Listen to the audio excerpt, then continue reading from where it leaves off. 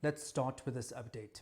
Business confidence has leveled off at the start of 2025 after 3 months of growth, with new vehicle dealers being the only sector to show improvement. Furthermore, the RMB-BR Business Confidence Index in South Africa held steady at 45 points in Q1 2025, the highest in nearly 3 years and above the long-term average. However, 4 out of 5 sectors reported declines compared to late 2024. Additionally, a notable 29-point rise in confidence among new vehicle dealers helped mitigate the overall downturn. Macroeconomist Gebetswe Manjupelo offers insights on these recent trends.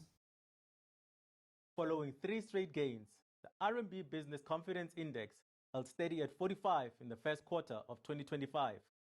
That's a touch above long-term average of 43 and well ahead of early 2024 levels. Most sectors saw sentiment slide from the fourth quarter of 2024, with one glaring exception: new vehicle dealers, where confidence surged by a massive 29 points. A reading of 45 means the majority of businesses remain cautious about current conditions in South Africa. This survey, conducted from the 5th to the 24th of February, captured sentiment at a time when geopolitical risks escalated, most notably President Trump's announcement to cut US aid to South Africa.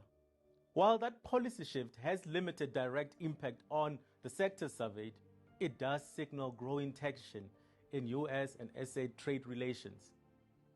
Concerns over AGOA's future were flagged by multiple respondents. But not all worries were external. Domestic risk weighed heavily, particularly in manufacturing and construction.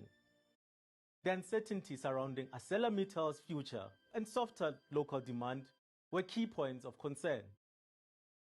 And notably, most respondents came in before the unexpected delay in the national budget, meaning that uncertainty wasn't fully priced in.